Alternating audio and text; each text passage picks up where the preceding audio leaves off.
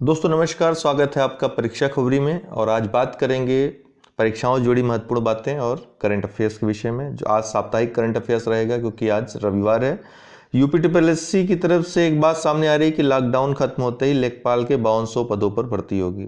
तो जैसा कि मैंने कल ही आपको बताया था कि अब ट्रिपल एससी और लोक सेवा आयोग उत्तर प्रदेश दोनों ही ओपन हो जाएंगे। कल से कार्य स्टार्ट हो जाएगा। तो परीक्षाओं संबंधित जितने भी कार्य हैं वो जो इंटरनल वर्क्स हैं वो कर लिए जाएंगे। ठीक है, भले ही आपका नोटिफिकेशन अभी ना आए, लेकिन लॉकडाउन खत्म होते ही आपको बहुत ज़्यादा समय नहीं मिलेगा। इसलिए तैयारी आप गंभीरता से करें। अब सारी चीज़ों को छोड़ करके तैयारी में जुट जाएं, एकदम कमर कस लें, क्योंकि अब जैसे ही कोरोना वायरस का संकट जाएगा, चीज़ें नॉर्मल होंगी, ये डेट घोषित हो जाएंगी और आपकी परीक्षा ले ली जाएगी। बाकी रिजल्ट वगैरह जो पेंडिंग है वो तो हो सकता है कि आ जाए जल्द। जैसा होगा कल पता चल जाएगा, हम आपको अपडेट करेंगे उसके विषय में। डिस्क्रिप्शन बॉक्स में लिंक दिया हुआ है फेसबुक ग्रुप का हमारे, वो अवश्य ज्वाइन कर लें ताकि आपको वहाँ से अपडेट मिलते रहें सारी। ठीक है, अन्य जानकारियाँ भी, पढ़ाई से जुड़ी चीज़ें भी वहाँ होती रहती हैं। और मुख्य परीक्षा के लिए नया चैनल है, उसको आप धड़ाधड़ जो है जैसे कि सब्सक्राइब कर रहे हैं, इसी तरह सब्सक्राइब करते रहें और लोगों को जागरूक करते रहें कि मुख्य परीक्षा, जितनी भी परीक्षाएं आप देते हैं उन सभी की मुख्य परीक्षा की तैयारी के लिए वो चैनल बना हुआ है। अब बहुत जल्द हम यूपी पीसीएस के लिए टेस्ट स्टार्ट करने वाले हैं। उसके अलावा बीईओ के लिए चूँकि समय मिल गया है तो टेस्ट हम सोच रहे हैं 8-10 टेस्ट आपके ले लें और महत्वपूर्ण चीज़ें उसमें शामिल करके, ताकि वो उतना पढ़ने से भी आपका काम हो जाए। और तीसरा जो है आरओ 2016 के लिए, तो जल्द हम आपको शेड्यूल बता देंगे टेस्ट का। किसान रथ मोबाइल ऐप, ये कृषि मंत्री द्वारा, जो भारतीय कृषि मंत्री हैं, कृषि और कल्याण मंत्री, क्या नाम है उनका, नरेंद्र सिंह तोमर, उनके द्वारा ये किसान रथ मोबाइल ऐप लॉन्च किया गया। किसके लिए लॉन्च किया गया? जो अनाज है उसको एक जगह से दूसरी जगह ले जाने के लिए, परिवहन के लिए, सुविधा उपलब्ध कराने के लिए किसान रथ मोबाइल ऐप लॉन्च किया गया है। दूसरी महत्वपूर्ण, रिजर्व बैंक ने रिवर्स रेपो रेट में 25 आधार अंकों की कटौती कर इसे 3.75% कर दिया। तो रिवर्स रेपो रेट और रेपो रेट आप अक्सर सुनते होंगे, इसके अलावा बैंक दर सुनते होंगे। ये सब क्या अभी हम आपको बताते हैं। फिलहाल हाल ही में कुछ समय पहले ही 4.00 किया था, ठीक है, जिसको और ज़्यादा कम करके 3.75% कर दिया। ऐसा क्यों किया? इसको कम करने से क्या होगा, बाजार में तरलता जो है, मुद्रा की जो तरलता है, जो उपलब्धता है, वो बढ़ाई जा सकती है। कैसे बढ़ाई जा सकती है? दरअसल रेपो रेट और रिवर्स रेपो रेट होता क्या है, ये दरअसल अल्पावधि ब्याज दरें हैं, अल्पावधि के लिए ब्याज दरें हैं। तो ये ब्याज लेता देता कौन है, ये हम आपको बता दें। जो रेपो रेट होता है, इसमें क्या होता है कि जो रिजर्व बैंक ऑफ इंडिया है, जो कि बैंकों का बैंक है, जैसे हमारा बैंक, हम किसी बैंक में पैसा डालते हैं, इसी तरह बैंकों का बैंक है रिजर्व बैंक ऑफ इंडिया। तो इसमें बैंक अपना पैसा डालते हैं। तो कोई बैंक है, उसने रिजर्व बैंक से उधार लिया, ठीक है, तो उधार लेने पे जो ब्याज दर आरबीआई लगाएगा वो रेपो रेट होगा। ठीक, अब यहां पे आप समझ लो रेपो रेट बढ़ाने से क्या प्रभाव पड़ता है। तो रेपो रेट यदि बढ़ा देगा तो बैंक जो है ब्याज कम लेंगे। आप किसी बैंक से अगर ब्याज उसमें ज़्यादा लगेगा तो क्यों लोगे पैसा, कम लोगे। तो इसी तरह तो जब मुद्रा की अधिकता हो जाती है बाजार में, तो रिजर्व बैंक ऑफ इंडिया क्या करता है, जो ऋण देने की दर है उसको घटा देता है, ठीक है, बढ़ा देता है। इससे क्या होगा, जो बैंक हैं वो कम से कम जो है मुद्रा लेंगे रिजर्व बैंक ऑफ इंडिया से। ठीक इसी तरह जब मुद्रा की कमी हो जाती है मार्केट में, तब reserve bank of India repo rate को कम कर देता है। जब कम कर देगा तो बैंक खूब ब्याज उधार लेंगे। ठीक यही रिवर्स रेपो रेट में होता है। रिवर्स रेपो रेट क्या होता है, इसमें बैंक जो है अपना पैसा आरबीआई के पास रखते हैं, तो आरबीआई उनको कुछ ब्याज देता है उस पर, इसको हम रिवर्स रेपो रेट कहते हैं। तो रिवर्स रेपो रेट को भी यदि कम किया है तो इसका क्या मतलब है, जब रिवर्स रेपो रेट को कम कर दिया तो बैंक अपना कम से कम पैसा आरबीआई के पास रखेंगे और बाजार में तरलता, मुद्रा की जो उपलब्धता है वो बढ़ जाएगी। ठीक ठीक वाइस वर्सा होता है जब रिवर्स रेपो रेट को बढ़ा दे। जब बढ़ा देगा तब क्या होगा, जो बैंक हैं अपना जो है धन ज़्यादा से ज़्यादा रिजर्व बैंक ऑफ इंडिया के पास रखेंगे। जब ज़्यादा से ज़्यादा रखेंगे तो बाजार में मुद्रा की पहुंच जो है कम हो जाएगी, उपलब्धता कम हो जाएगी। तो इस माध्यम से जो मुद्रा की उपलब्धता है, जो तरलता है, उसको नियंत्रित करता है रिजर्व बैंक ऑफ इंडिया। इसके अलावा एक बैंक दर होता है, ठीक है, आपको चलिए हम अभी नहीं बाद में बताएं। बैंक दर जो है ठीक जैसे रेपो रेट होता है वही बैंक दर है, लेकिन बैंक दर दीर्घ अवधि के लिए होते हैं। ये जो ऋण होते हैं, जो उधार होते हैं, ये दीर्घावधि के लिए होते हैं, जबकि रेपो रेट और रिवर्स रेपो रेट ये अल्प अवधि के लिए होते हैं। रिजर्व बैंक ऑफ इंडिया की बात करें तो इसके बारे में जानते रहिए कि हिल्टन यंग योजना 1926 में आई थी। उसके आधार पर आरबीआई एक्ट आया 1934, ये पारित हुआ, और इसी के आधार पर 1 अप्रैल 1935 को इसकी स्थापना की गई और इसका मुख्यालय कोलकाता में था। 2 वर्ष बाद अर्थात 1937 को मुंबई में स्थानांतरित कर दिया और अब तक इसका मुख्यालय मुंबई में ही है। इसके जो पहले गवर्नर थे अर्थात 1935 में, उनका नाम ऑसबॉर्न स्मिथ था। ठीक है, बाद में 1 जनवरी 1949 को आरबीआई का राष्ट्रीयकरण कर दिया गया। इसका मुख्यालय तो मुंबई में है, लेकिन 4 इसके क्षेत्रीय कार्यालय भी हैं। एक स्वयं मुंबई में है, दूसरा कोलकाता, तीसरा चेन्नई, चौथा दिल्ली। हाँ, वहीं जहाँ जहाँ का मौसम आपको बताया जाता है, जो न्यूज दूरदर्शन का न्यूज चैनल है उसमें बताया जाता है ना, 4 जगह का तापमान, 4 महानगरों का तापमान, तो वही 4 महानगरों में इसके क्षेत्रीय कार्यालय हैं। और लंदन में इसकी एक शाखा है। गवर्नर जो है रिजर्व बैंक के, वो इसके मुख्य कार्यकारी होते हैं। वर्तमान में जो गवर्नर है उनका नाम शक्तिकांत दास है। और गवर्नर के कार्यों में सहयोग हेतु 4 उप गवर्नर, डिप्टी गवर्नर के पद का भी प्रावधान है। 4 डिप्टी गवर्नर होते हैं। आरबीआई का राजकीय चिन्ह में आप राजकीय चिन्ह देखिए तो नारियल के पौधे एवं बाघ का चिन्ह उकेरा गया है उसमें, ठीक है ना। आरबीआई के यदि कार्य पूछा जाए तो कार्यों में इसके मेंस के लिए भी आपके महत्वपूर्ण है। मौद्रिक नीति, जो मुद्रा संबंधी नीति है उसको जारी करता है। मुद्रा छापना, मुद्रा की माप करना, भारत सरकार का बैंक कहलाता है, बैंकों का बैंक कहलाता है, बैंकों के बैंक का कार्य करता है। इसके अलावा विदेशी मुद्राओं के संबंध में ढेर सारे कार्य हैं इसके, जैसे भारत सरकार की ओर से विदेशी जो वित्तीय संस्थान है उनसे संबंध रखता है, विदेशी मुद्रा भंडारण का कार्य करता है, विदेशी मुद्रा विनिमय का कार्य करता है। ढेर सारे कार्य हैं, इनको हम जब आरबीआई पढ़ाएंगे आपको अर्थव्यवस्था वाले चैप्टर में, शाम वाले वीडियो में, तो उसमें विस्तार से बताएंगे इसके बारे में। हम डेली एक संस्था, एक संगठन के बारे में जिक्र करते हैं आपसे। हमने इसके पहले IUCN पढ़ा, ठीक है, international union for conservation of nature, ये पढ़ा हमने, ठीक है। और इसके बाद हमने साइट्स पढ़ा, ठीक है, जो कि IUCN की ही बैठक में एक हुई संधि है, साइट्स, उसके बारे में अच्छे से पढ़ा। अब हम ट्रैफिक के बारे में पढ़ेंगे, जो कि IUCN और WWF, जिसके बारे में WWF के बारे में हमने कल या परसों वाले वीडियो में पढ़ा था, ठीक है, world wide fund for nature. तो इन दोनों की मिली भगत से हुई एक संधि है traffic. The wild life trade monitoring network एक प्रकार का नेटवर्क है जो वन्य जीव हैं और वनस्पतियां हैं, उनके अवैध व्यापार पर प्रतिबंध नियंत्रण करता है। और इसकी स्थापना 1976 में हुई, कैम्ब्रिज यूके में इसका मुख्यालय है। और साइट्स के सचिवालय के साथ भी सहयोग करता है। विश्वव्यापी वन्य जीव निगरानी नेटवर्क, ठीक है, इसका जो मूल नाम है। और भारत में इसके कार्यालय की स्थापना 1991 में हुई। भारत में इसने 1991 से कार्य करना अपना शुरू किया। हमने आपको सबसे पहले क्या बताया, IUCN क्या है, अंतर्राष्ट्रीय प्रकृति संरक्षण संघ, international union for conservation of nature.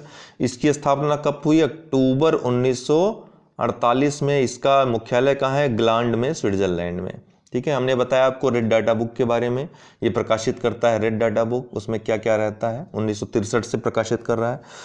इसके अलावा 1963 में इसकी एक मीटिंग होती है वाशिंगटन में, तो जिसको वाशिंगटन सम्मेलन के नाम से भी जाना जाता है। तो तो वहीं पर उसी सम्मेलन में साइट्स मतलब the convention of international trade in endangered species, एक प्रकार की संधि है वन्य जीवों और वन की संकटापन्न प्रजातियों के अंतर्राष्ट्रीय व्यापार पर एक समझौता है, ठीक है, ताकि जो अवैध व्यापार है इनके उस पर नियंत्रण रखा जा सके, निगरानी की जा सके। तो 1 जुलाई 1975 को साइट्स ने कार्य करना आरंभ किया। 1 जुलाई 1975 की इसकी स्थापना हुई, जेनेवा में उसका मुख्यालय है। तीसरा ये ट्रैफिक है, ट्रैफिक के बारे में हम आपको बताया। बाकी विस्तृत चर्चा जो हमने की इन सब के बारे में आप विभिन्न जो दिनों के वीडियो हैं जो प्लेलिस्ट में हैं उनमें आ जाकर आप देख सकते हैं। अब हम जो अभी तक हमने पढ़ा है 7 दिनों में उसको तेजी से दोहराएंगे। 13 अप्रैल को क्या था? जलियांवाला बाग हत्याकांड दिवस था। 13 अप्रैल 1919 को ये घटना घटी थी। इसकी घटना की पूरा वृत्तांत हमने आपको बताया था, ठीक है। आपके इतिहास को देखते हुए जो सब्जेक्ट आपका है उससे भी महत्वपूर्ण सवाल यहाँ से आ सकते हैं। क्राकाटोआ ज्वालामुखी, ये इसमें विस्फोट हुआ, जकार्ता से 150 किलोमीटर दूर है इंडोनेशिया में। बहुत बड़ा विस्फोट हुआ, दिसंबर 2018 के बाद से सबसे मजबूत विस्फोट हुआ है। 1883 में क्राकाटोआ में बहुत बड़ा एक विस्फोट हुआ था जिसमें 36,000 से ज़्यादा लोगों की जान चली गई थी, जिसको अभी तक का आज तक का सबसे विध्वंसक ज्वालामुखी विस्फोट कहा जाता है। फोर्ब्स अरबपतियों कैसे ज्वालामुखी आता है, क्या प्रक्रिया होती है, हमने आपको इस वीडियो में बताया था। तो इस दिन 13 अप्रैल वाले वीडियो में आप देखिए। फोर्ब्स अरबपतियों की 34वीं सूची जारी हुई जिसमें जेफ बेजोस जो कि अमेजन के संस्थापक और सीईओ हैं पहले स्थान पे, और दूसरे स्थान पे बिल गेट्स। 14 अप्रैल को अंबेडकर जयंती, डॉक्टर भीमराव अंबेडकर का जन्म हुआ था 14 अप्रैल 1891 के दिन, ठीक है। इनके बारे में भी हमने पूरी बात बताई थी, पूरी कहानी बताई थी, आप जरूर उस वीडियो को देखिए। डीडी रेट्रो की शुरुआत हुई है, प्रसार भारती द्वारा नया चैनल शुरू किया गया है। इसमें जो पुराने क्लासिकल प्रोग्राम्स हैं जैसे रामायण, महाभारत, चाणक्य आदि हो गए, इस चंद्रकांता वगैरह, शक्तिमान हो गया, ये सब दिखाया जाएगा। युक्ति, ये क्या है? Young India combating Covid with knowledge, technology and innovation. जो एचआरडी मिनिस्टर है उनके द्वारा वेब पोर्टल शुरू किया गया है जो विभिन्न योजनाएं कोविड-19 के कारण जो है शुरू की जा रही हैं, सुविधा लोगों के लिए, जो एचआरडी मिनिस्ट्री शुरू कर रहा है, उसकी निगरानी नियंत्रण के लिए युक्ति वेब पोर्टल की शुरुआत हुई है। उन्नयन ऐप क्या है? बिहार सरकार और यूनिसेफ ने मिलकर के सरकारी स्कूलों के बच्चे की पढ़ाई जारी रखने हेतु कोविड-19 के रहते हुए उन्नयन ऐप जारी किया है। ऑपरेशन शील्ड, यूनिसेफ के बारे में हमने आपको चर्चा की थी इस वीडियो में। ऑपरेशन शील्ड, दिल्ली सरकार द्वारा कोविड-19 से बचने हेतु ऑपरेशन शील्ड ये अभियान शुरू किया गया है। जो कोविड-19 है वायरस, इसका वैज्ञानिक नाम क्या है? SARS-CoV-2, ठीक है, जिसको नोवल कोरोना वायरस कहते हैं। क्या नाम है इसका? SARS-CoV-2। 15 अप्रैल को क्या था? हिमाचल दिवस था। इस दिन 15 अप्रैल 1948 को चीफ कमिश्नर के प्रांत के रूप में इसका गठन किया गया था, ठीक है। तो हिमाचल दिवस, जो हिमाचल प्रदेश है उसकी पूरी कहानी हमने इसमें बताई थी आपको, ये वीडियो अवश्य देखिएगा अगर हम हिमाचल प्रदेश के बारे में पढ़ना चाहते हैं। एशियाई मुक्केबाजी चैंपियनशिप नवंबर-दिसंबर 2020 में भारत करेगा इसकी मेजबानी, ठीक है। एशियाई मुक्केबाजी परिसंघ द्वारा ये संचालित होगा। नवंबर-दिसंबर 2020 में भारत मेजबानी करेगा इसकी। South Asia economic focus report, ये विश्व बैंक की रिपोर्ट है, महत्वपूर्ण है।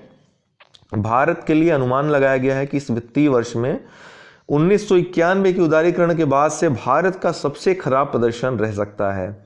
अनुमान के मुताबिक 2020-21 में जो ग्रोथ रेट रहेगी 1.5% से 2.8% तक मात्र रह सकती है। तो हालांकि इसने पूरे वैश्विक विश्व को ही आर्थिक मंदी घोषित किया है कि पूरे विश्व में जो विकास दर रहेगी बहुत ज़्यादा कम रहेगी, कहीं कहीं नकारात्मक रहेगी, सब उसमें रिपोर्ट में है। रघुराम राजन ये आरबीआई के पूर्व गवर्नर थे। आईएमएफ प्रबंध निदेशक के विदेश सलाहकार समूह हेतु इनको नामित किया गया है, ठीक है। क्रिस्टियाना जॉर्जिएवा इस समय वर्तमान में प्रबंध निदेशक हैं आईएमएफ की। इसके विदेश सलाहकार समूह हेतु इनका नामांकन किया गया है रघुराम राजन का, महत्वपूर्ण है। इसमें हमने आईएमएफ के बारे में पूरा आपको बताया था। कोलैब कैट क्या है? नीति आयोग द्वारा लॉन्च किया गया है। कोलैब कैड को अटल इनोवेशन मिशन और राष्ट्रीय सूचना विज्ञान केंद्र के सहयोग से इसको लॉन्च किया गया है। संपूर्ण इंजीनियरिंग समाधान हेतु सॉफ्टवेयर प्रणाली है जिसका नाम कोलैब कैड है। तो इसको भी आप देख सकते हैं, इस वीडियो हमने नीति आयोग, अटल इनोवेशन मिशन, सूचना विज्ञान केंद्र, इनके बारे में चर्चा की है। अमेरिका ने 15.5 करोड़ डॉलर की मिसाइल टारपीडो और हार्पून मिसाइल प्रणाली, ये दो हमने यहाँ पर हार्पून लिखना भूल गया है, भारत को देने को मंजूरी दी है 15.5 करोड़ डॉलर की। 16 अप्रैल को भारतीय रेल परिवहन दिवस, क्यों? क्योंकि 16 अप्रैल 1853 को ही मुंबई से ठाणे 34 किलोमीटर की दूरी पहली रेलगाड़ी ने तय की थी। बाकी कहानी जानने के लिए ये वीडियो देख सकते हैं। लॉर्ड डलहौजी उस समय तत्कालीन गवर्नर जनरल था भारत का। आईएमएफ, भारत व चीन सकारात्मक वृद्धि दर्ज करेंगे। आईएमएफ की एक रिपोर्ट आई, विश्व अर्थव्यवस्था रिपोर्ट। इसमें यह सामने आईएमएफ ने ले आया है ये बात कि भारत व चीन सकारात्मक वृद्धि दर्ज करेंगे, ठीक है। और भारत और चीन ही वो महत्वपूर्ण अर्थव्यवस्थाएं हैं विश्व में जो सकारात्मक वृद्धि दर्ज करेंगे, बाकी सबकी नकारात्मक वृद्धि होगी, ठीक है ना। तो भारत 2020 में जहां 1.9% की दर से वृद्धि करने के अनुमान है, वहीं चीन के 2020 में 1.2% के दर से वृद्धि करने के अनुमान है। हार्पून व टारपीडो मिसाइल प्रणाली अमेरिका भारत को बिक्री करेगा, हमने आपको बताया भी। IUCN हमने आपको शुरू में ही बताया और इस वीडियो में अगर आप देखेंगे तो विस्तार से चर्चा की है। 17 अप्रैल को विश्व हीमोफीलिया दिवस 1989 से ये मनाया जाता है। विश्व हीमोफीलिया दिवस कौन मनाता है? World federation of haemophilia. इसके संस्थापक कौन? फ्रैंक कैनबेल इसके संस्थापक थे और 17 अप्रैल को इनका जन्म हुआ था। उसी उपलक्ष्य में ही विश्व हीमोफीलिया दिवस मनाया जाता है। इस वीडियो हमने हीमोफीलिया के बारे में सब कुछ आपको बताया है विस्तार से। हीमोफीलिया एक आनुवांशिक विकार है जिसमें रक्त का थक्का नहीं जमता, क्योंकि जो रक्त में पाया जाने वाला एक प्रोटीन होता है जो कि रक्त का थक्का जमने के लिए महत्वपूर्ण होता है, वो इसमें उसकी कमी हो जाती है या फिर बिल्कुल विलुप्त हो जाते हैं, ठीक है ना। तो ये एक आनुवांशिक विकार है। टूर दी फ्रांस ये दुनिया का सबसे प्रसिद्ध साइकिल रेस है जिसको स्थगित कर दिया गया है कोरोना वायरस के चलते। अब जून 2020 से अगस्त 2020 तक ट्रांसफर हो गया, अर्थात जून 2020 में होना था लेकिन अब ये अगस्त 2020 को ट्रांसफर हो गया है, उसमें होने की संभावना है। विश्व धरोहर समिति, इसके बारे में हमने आपको बताया, यूनेस्को का है ये, ठीक है, विश्व धरोहर समिति। 44वां सत्र इसका जो होने वाला था फुझोऊ में चीन में, वो स्थगित हो गया है, ठीक है। जून जुलाई 2020 में होने वाला था, स्थगित हो गया है। 43वां कहाँ हुआ था? अजरबैजान के बाकू में हुआ था, जहां पे ही भारत के जयपुर को विश्व विरासत शहर घोषित किया गया था, विश्व विरासत स्थल घोषित किया गया था। और अब भारत में कुल मिलाकर 39 जो है विरासत स्थल हैं। साइट्स की बात करें, हमने आपको अभी बताया, ठीक है, साइट्स शुरू में ही। इसमें 3 परिशिष्ट होते हैं, तीनों परिशिष्ट में पहले में क्या होता है, दूसरे में क्या होता है, तीसरे में क्या होता है, हमने आपको बताया। 18 अप्रैल विश्व विरासत दिवस, वर्ल्ड हेरिटेज डे मनाया जाता है 1982 से ही यूनेस्को के द्वारा यह दिवस मनाया जाता है, विश्व विरासत दिवस। विश्व अनाथन आनंद, ये भारत के जो है चैंपियन है, शतरंज चैंपियन है। वर्ल्ड वाइड फंड इंडिया में, जो इंडिया की संस्था है world wide fund for nature की, उसमें पर्यावरण शिक्षा कार्यक्रम हेतु राजदूत के रूप में शामिल हुए। तो WWF के बारे में सारी जानकारी आपको कल वाले वीडियो मिल जाएगी। फेई फेई या फिफी क्या है? ये एक डिवाइन बर्ड की डिजाइन का ये एक पक्षी है जिसको कि चौथे एशियाई पैरा खेलों के लिए शुभंकर घोषित किया गया है, जो कि हांगजू 2022 में, हांगजू में, चाइना के हांगजू शहर में होगा, ठीक है, चौथा एशियाई पैरा खेल। आर्कटिक के ऊपर ओजोन परत में सबसे बड़ा छिद्र देखा गया है, किसके द्वारा देखा गया है? यूरोपीय अंतरिक्ष एजेंसी के द्वारा। ओजोन परत क्या होती है? ओजोन परत जो कि सूर्य की खतरनाक पराबैंगनी किरणों से आपकी रक्षा करती है, हमारी रक्षा करती है, ठीक है, उसको आने नहीं देती, अवशोषित कर लेती है। तो लेकिन ये बड़े छिद्र जो हैं अभी तक अंटार्कटिका में देखे जाते थे। यहाँ पर छिद्र तो नहीं देखा जाता था लेकिन कमी जरूर देखी जाती थी। लेकिन इस बार जो है यूरोपीय अंतरिक्ष एजेंसी ने एक बहुत बड़ा लगभग 10 लाख वर्ग किलोमीटर का छिद्र देखा है, जो कि चिंता का विषय है, क्योंकि ओजोन परत जो है ये वो जो उसको अल्ट्रावायलेट रेज को रोकती है, अगर समाप्त हो जाए तो त्वचा कैंसर जैसी गंभीर बीमारियां जो हैं लोगों को होने लगेंगी। ओजोन परत पाया कहाँ जाता है? तो समताप मंडल के निचले हिस्से में ओजोन परत पाई जाती है। हालांकि ओजोन क्षोभ मंडल में भी पाया जाता है, लेकिन क्षोभ मंडल में जो ओजोन पाया जाता है वो प्रदूषक के रूप में होता है। ओजोन एक प्रदूषक गैस भी है, ध्यान रखिएगा। तो O3 का निर्माण कैसे होता है? हमने आपको बताया कि जो ऑक्सीजन मॉलिक्यूल हैं उनमें जब प्रकाश पड़ता है, पराबैंगनी किरणें पड़ती हैं सूर्य की अल्ट्रावायलेट रेज, तो ये दो भागों में बढ़ जाता है, O में बढ़ जाता है। ठीक है, तो वायुमंडल में जो विद्यमान अन्य O2 है वो O से अभिक्रिया करके O3 बना लेता है, यही ओजोन होता है। ये ओजोन बहुत अस्थिर प्रकार की गैस होती है। इस पर यदि क्लोरीन, ब्रोमीन जैसे जो हैलोजन हैं उनसे अभिक्रिया होती है तो ऑक्सीजन ये टूट जाते हैं, ठीक है ना, तेजी से टूटने लगते हैं, जिससे ही ओजोन क्षरण होता है। तो ये हैलोजन जो है जब कम ताप होता है, जैसे ध्रुवीय प्रदेश हो गए, कम ताप हुआ तो वहाँ बादलों से चिपक जाते हैं ये, ठीक है, क्योंकि वहाँ बर्फ जैसी बर्फनुमा बादल होंगे, चिपक जाएंगे, और चिपकने से क्या होगा कि ये ओजोन परत, जो ओजोन लेयर है, वहाँ तक पहुँच करके ओजोन को काफ़ी क्षति पहुँचाते हैं। तो इसका जो कारण बताया गया है, इस बार जो छिद्र पाया गया है, ध्रुवीय चक्रवात का आना और प्रदूषकों का इन ध्रुवीय चक्रवातों से होते हुए ओजोन लेयर तक पहुँचना। तो दोस्तों आज के लिए इतना ही, बहुत बहुत धन्यवाद।